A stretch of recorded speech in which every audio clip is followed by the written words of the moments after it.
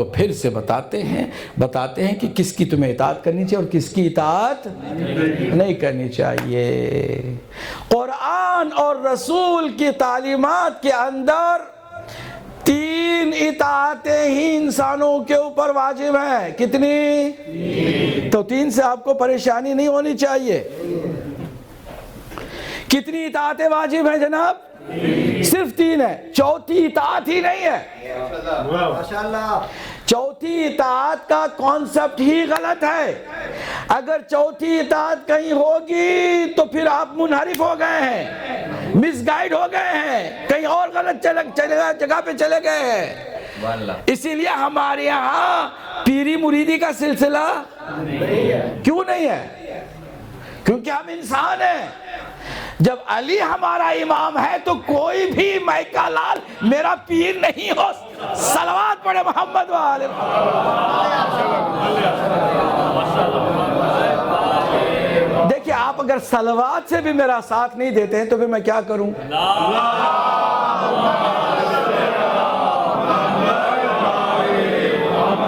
میرا کوئی پیر نہیں ہو سکتا۔ میں کسی چوتھی کی اطاعت نہیں کروں۔ چوتھی اطاعت کا کانسیپٹ ہی نہیں ہمارے یہاں۔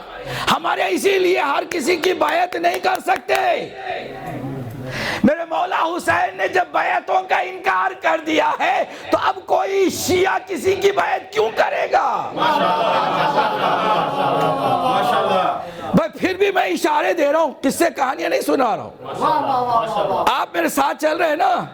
صرف 3 اطاعتیں ہی ہیں اب جو ہمارے اوپر واجب، اور چوتھی اطاعت نہیں ہے۔ پہلی اطاعت کس کی؟ اللہ سبحانہ وتعالی۔ اطیعوا اللہ، اللہ کی اطاعت کرو بس۔ اللہ کی اطاعت بھی ہے، اللہ کی عبادت بھی ہے کہ نہیں؟ لا معبود سواک، پروردگار تیرے علاوہ کوئی میرا معبود لا الہ کیا مطلب؟ میرا کوئی اور معبود صرف اللہ ہے، صرف اللہ ہے۔ کتنی عزت ملتی ہے انسان کو جب وہ یہ سوچ لے کہ میں ہر کسی کے سامنے سر نہیں جھکا رہا ہوں، صرف ایک کے سامنے جھکا رہا ہوں۔ اپنا وقار بڑھ جاتا ہے نا، اس سے اپنا حوصلہ بڑھ جاتا ہے، وہ خود اپنی عزت کو سمجھتا ہے، مجھے ہر کسی کے سامنے جھکنا نہیں ہے۔ اب ذرا دیکھیے حضرت یوسف علیہ السلام ہیں، قید خانے میں ہیں، چند جو آپ کے اس جیل میں کولیگز ہیں۔ میں ایک جملہ کہہ دوں تو پھر آپ بھی ذرا مزہ لیجئے گا۔ کہتے ہیں کہ رسول کی صحبت سے صحابی ہے۔ صحابی کا بڑا مرتبہ ہے۔ اتفاق سے رسول اللہ کے صحابہ کے لیے اللہ نے لفظ صحابی استعمال نہیں کیا، مگر یوسف کے ساتھ جو قید خانے میں تھے نا ان کے لیے صحابی کا لفظ استعمال کیا۔ یوسف کے صحابی کون؟ جو یوسف کے ساتھ کہاں تھے؟ جیل میں تھے۔ اللہ نے لفظ صحابی کو اپنے نبی کے صحابیوں کے لیے استعمال نہیں کیا، یوسف کے قید خانے میں جو جیل کے اندر کولیگز تھے ان کے لیے استعمال کیا۔ مطلب کیا ہے؟ مطلب یہ سمجھانا چاہ رہا ہے کہ یوسف کا جو ساتھی ہے، ساتھی ہونے کی وجہ سے محترم نہیں ہے، کیونکہ وہ جیل ہے، جیل میں ہے، کوئی قیدی مجرم جرم کے ساتھ ہے، اگرچہ یوسف علیہ السلام کا ساتھی ہے۔ تو صحابی ہونے کا مطلب ٹوٹل یہ نہیں ہے کہ 100% پیور ہے، ایسا نہیں ہے۔ بات سمجھ میں آگئی کہ نہیں آئی؟ کاش سمجھ میں آتی تو مجھے بھی سہارا ملتا ہے۔ صلوات پڑھ دے محمد وآلہ۔ واپس آتے ہیں، حضرت یوسف علیہ السلام نے کہا، تبلیغ کرنے کا انداز ہے نا، کہ کہا تمہارا مذہب کیا ہے، تمہارا مذہب کیا ہے؟ کہا ہم تو کافی، کسی نے کہا میرے 80 سے زیادہ بت ہیں میں جن کی پوجا کرتا ہوں، کسی نے کہا میرے پاس 360 ہیں، کسی نے کہا اتنے ہیں اتنے ہیں۔ تو پھر سب نے مل کے کہا یوسف سے کہ تمہارے کتنے ہیں؟ تو ایک تاریخ ساز دلوں کو، دماغ کو، فکر کو چینج کرنے والا جملہ حضرت یوسف کی زبان سے نکلا اور وہ قرآن کی آیت بن گئی. فرمایا اَأَرْبَابٌ مُتَفَرِّقُونَ خَيْرٌ ام اللہ الواحد القہار.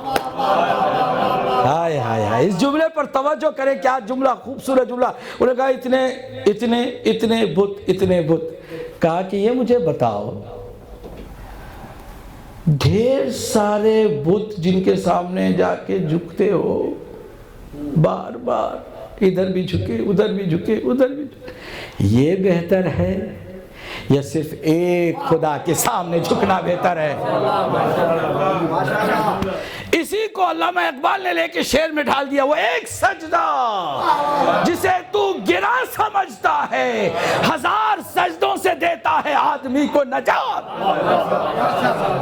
نعرہ تکبیر، اللہ اکبر. درمیان میں نعرہ رسالت بھی ہونا چاہیے، درمیان سے نہ نکالے بھائی. وہ ہیں تو پھر نعرہ حیدری بھی ہے نا. یہ بات سمجھ میں آنی چاہیے. نعرہ تکبیر، اللہ اکبر، نعرہ رسالت، یا رسول اللہ. نعرہ پائنتڑی سپر پاور، نعرہ حیدری. توجہ ہے میں کیا کہہ رہا ہوں. ارباب متفرقون خیر ام اللہ الواحد القہار. در بدر کی ٹھوکریں کھانا بہتر ہے یا صرف ایک بارگاہ میں سر جھکانا بہتر ہے؟ عقل کہتی ہے بس ایک کے سامنے جھکو، باقی جہاں جاؤ تم سر اٹھا کے چلو، سر بلند ہو کے چلو، کسی کے سامنے سر نہ جھکاؤ، حتیٰ کہ بڑا سا بڑا آدمی کیوں نہ ہو جائے، چاہے وہ بادشاہی کیوں نہ ہو جائے. عجیب بات ہے نا. علامہ ہلی کو بادشاہ نے بلا بھیجا کہ ہم چاہتے ہیں کہ علمی کوئی بحث ہے، اس سے آپ اگر علمی اعتبار سے ثابت کر دیں کہ آپ کا مذہب صحیح ہے تو ہم اعلان کر دیں گے کہ علامہ ہلی کا مذہب ہی ساری مملکت میں رائج ہو جائے. اگر دلیل سے ثابت نہیں کرتے ہیں تو پھر آپ کو بھی ہمارا مذہب ماننا پڑے گا. اس وقت تک ایران سنی مذہب پر مبنی تھا. آپ ذرا سوچ رہے ہیں، سارا مذہب، سارا ایران، آج جو پوری دنیا میں سب سے زیادہ شیعہ کہاں رہتے ہیں؟ ایران میں. سب سے زیادہ مضبوط شیعہ حکومت کہاں ہے؟ ایران میں. ٹھیک ہے نا. مگر ایک وقت تھا کہ اکثریت ایران کی بھی کیا تھی؟ اہل سنت کی. تو علامہ ہلی بلا بھیجے گئے. چونکہ یہاں تبلیغ دین کی بات تھی، بادشاہ نے بلایا تو کہا ٹھیک ہے کوئی بات نہیں ہم آئیں گے. کسی نے بادشاہ سے کہا آپ کی بے عزتی کرا رہے آپ. کیوں؟ کیونکہ علامہ ہلی کے بارے میں ہمیں پتا ہے کہ وہ کسی کے بادشاہ بھی ہوں تو جھکتے نہیں ہیں. کسی کے سامنے جی ہاں علی والا ہوتا ہے کہ بادشاہوں کے سامنے بھی جو نہ جھکے، وہ کسی کے سامنے نہیں جھکتا چونکہ علی والا ہے. اسے معلوم ہے کہ ایک در اس کے لیے کافی ہے. وہ کسی در بدر کی جگہ پہ سر کو اپنا نہیں جھکاتا ہے. تو پھر کیا کرے؟ کہا ایسا کرتے ہیں، وہ بھی کیا یاد کرے گا. دروازہ اتنا ہم تنگ رکھیں گے نا، انٹری والا، انٹرنس میں، کہ وہ نہ چاہ کر کے بھی جھک کر آئیں گے. مجبور کر دیں گے نا ہم. نہ چاہ کر کے بھی ان کو اندر آنے کے لیے جھکنا پڑے گا، ورنہ ٹکر لگے گی، پیشانی زخمی ہو جائے گی. ہاں یہ زبردست آئیڈیا. تنگ دروازہ بنایا گیا، وہ آئے تو مجبور ہو کر جھک کر کے آئے. اس وقت تک کسی نے بتایا بھی نہیں کہ وہاں کیا چل رہا ہے کھیل. کہاں؟ دربار میں. علامہ ہلی جب پہنچے تو نزاکت سمجھ میں آ گئی کہ کیا چل رہا ہے، کیا ہو رہا ہے، کیا کھچڑی پک رہی ہے. جانا بھی ہے. کیا کیا؟ ٹرن ہو گئے. سامنے آگے سے جھک کے جا رہے ہیں، بادشاہ کو پیٹھ دکھا رہے ہیں. اس اسی ایک ادا سے بادشاہ کے دل میں بھی محبت پیدا ہو گئی. اسی لیے ہم کہتے ہیں اگر واقعاً تم اللہ کی بندگی کرو تو اللہ دشمن کے دل میں بھی تمہاری محبت ڈال دیتا ہے. صلوات پڑھے محمد و آل محمد پر.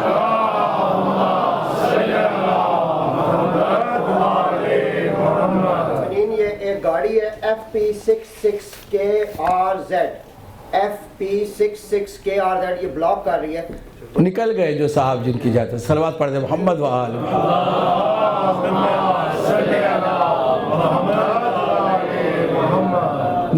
میرے سمجھیے کہ میری یہ کمزوری ہی ہے, میں جب ڈھیلی صلوات دیتا ہوں تو میں بھی خود ڈھیلا ہو جاتا ہوں.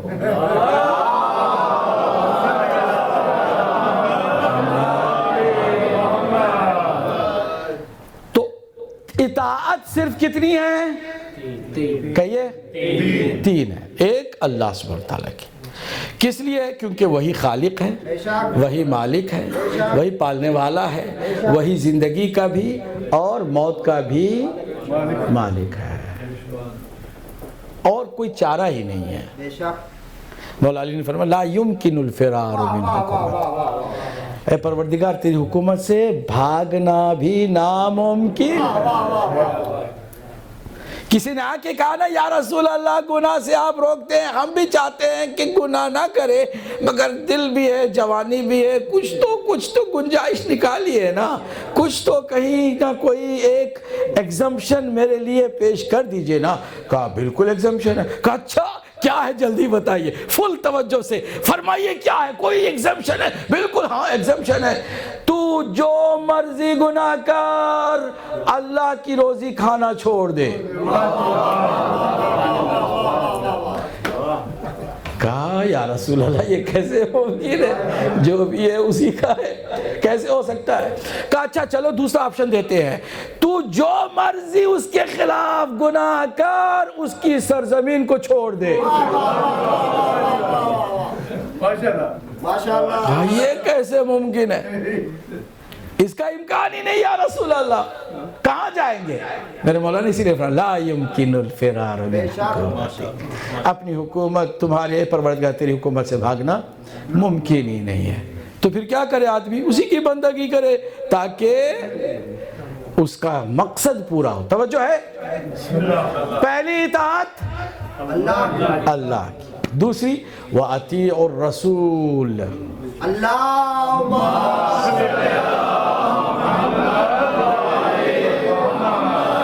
اور رسول کی اطاعت. کیوں رسول کی اطاعت؟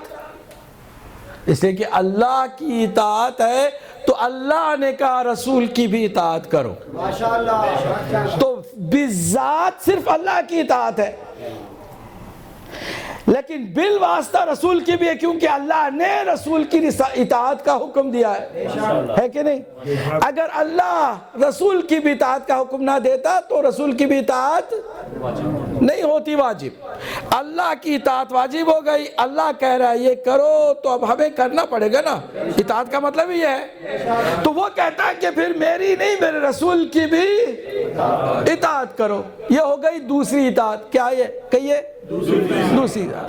تیسری اطاعت کیا ہے؟ وَأُولِي الْأَمْرِ مِنْكُمْ, جو تمہارے درمیان صاحبان امر ہیں ان کی بھی تم پر اطاعت واجب ہے. یہاں سے سقیفہ نے نکتہ نکال لیا. صاحبان امر سے مراد اولی الامر سے مراد جو پاور اور جو عہدے پر ہے, جو پاور لے لے ان کی اطاعت واجب ہو گئی. جبکہ ایسی بات نہیں ہے. اگر ایسی بات ہو تو پھر دنیا میں کسی کو بھی جہنم میں نہیں بھیجا جا سکتا. جملے کو میں نے ٹوٹل ایک ساری حقیقتوں کو ملا کر کے ایک جملے میں پیش کر دیا. دوہراؤں جملہ کیا ہے؟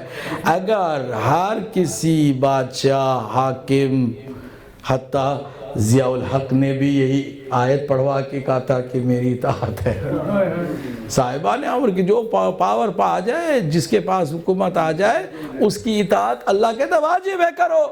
اگر ایسی بات ہے تو پھر کسی کو بھی جہنم میں نہیں بھیجا جا سکتا، نہیں اگر بھیجے گا تو اللہ سبحانہ وتعالیٰ نعوذ باللہ ظالم ہوگا، ناانصافی کر رہا ہے وہ۔ اگر وہ کہہ رہا ہے کہ جو بھی پاور پر آ جائے اس کی اطاعت کرو، تو جو کچھ بھی ہوگا ہرج و مرج پوری کائنات میں، وہ سب جہنم میں جانے والوں کا کام ہوگا، اور جہنم میں وہ جا نہیں سکتے کیونکہ خود اللہ نے کہہ دیا کہ تم اس کی اطاعت کرو، ہے نا؟ تو اس لیے یہ بات سراسر غلط ہے۔ پھر کیا ہے یہاں پر امام حسین علیہ السلام نے اطاعت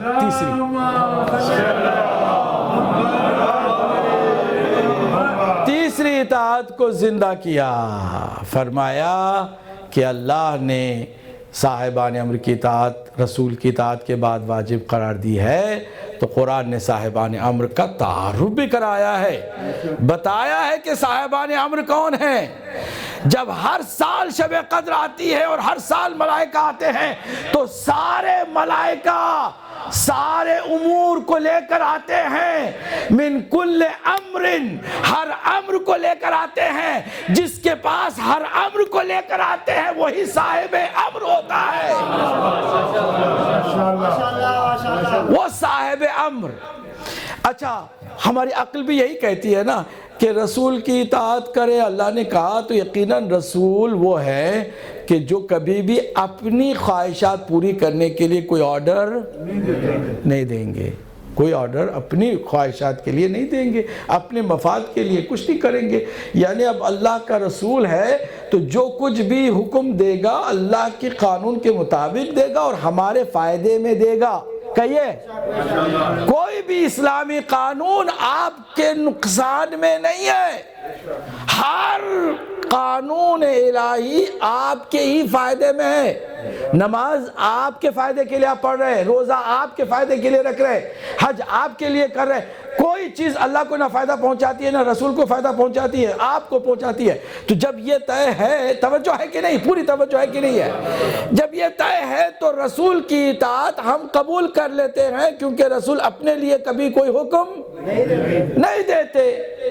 تو ٹوٹل رسول کی اطاعت کے پیچھے بھی فلسفہ یہ ہے کہ وہ چونکہ معصوم ہیں، پرفیکٹ ہیومن بینگ ہیں، انفیلیبل ہیں، اس لیے ان کی ہم بغیر چون و چرا کی اطاعت کریں گے تو ہمارا فائدہ ہوگا۔ ٹھیک، تو صاحب امر کو بھی چاہیے کہ بالکل وہ بھی اسی طرح، توجہ، کہ بالکل اسی طرح معصوم ہو، اگر ذرہ برابر بھی اس کے اندر گناہ ہے تو وہ کبھی اطاعت کے قابل نہیں ہو سکتا۔ بہت سمپل، میں نے بات آپ تک پہنچا دی، پہنچ گئی ہے آپ تک، تو ایک صلوات سے مجھے اطمینان دلائیے۔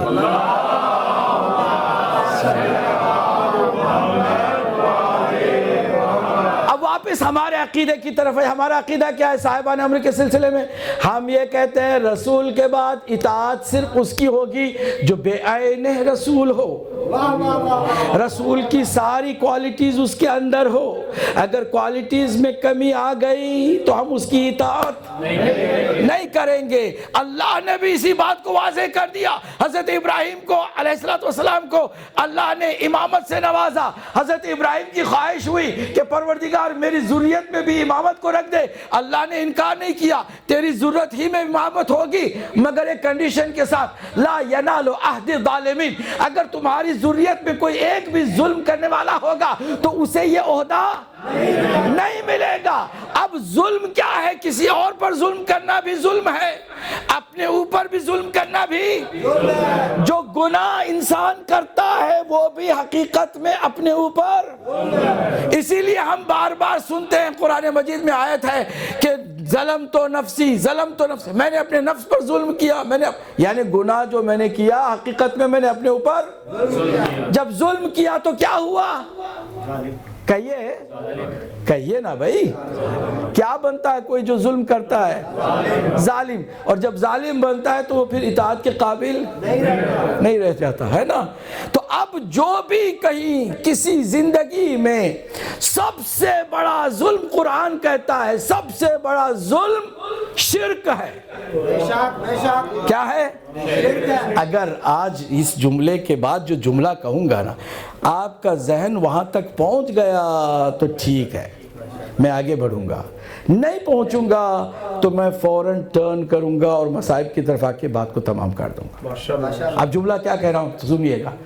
اللہ فرما رہا ان الشرک لظلم عظیم، بے شک شرک سب سے بڑا ظلم ہے. مطلب کیا ہے؟ ثقیفہ والو، اگر تم میں سے کسی نے زندگی میں 1 گھنٹے کے لیے بھی شرک کیا ہے تو اسے کبھی بھی خلافت کے بارے میں سوچنا بھی نہیں چاہیے.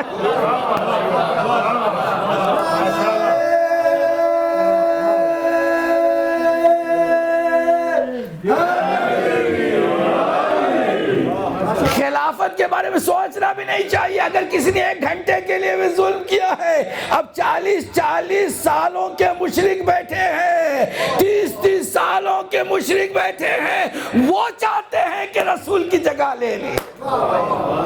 کتنا بڑا خود یہ ظلم ہے، ان کا سوچنا بھی کتنا بڑا ظلم ہے. اسی لیے کہتے ہیں کہ صرف وہی ہے کہ جو 100% فخر سے کہہ سکتا ہے کہ رسول کی طرح میں بھی معصوم ہوں، میری اطاعت کرو، ہے نا. آگے چل کے بنو امیہ نے ہی ایک دوسرے کا پول کھولا ہے. ایک شرابی بنو امیہ کے پکڑے گئے نا تو حضرت عثمان کے زمانے میں ایسا ہوا کہ بھائی کوڑے مارے جائے. تو وہ چونکہ اپنے رشتہ داروں کو جانتا تھا،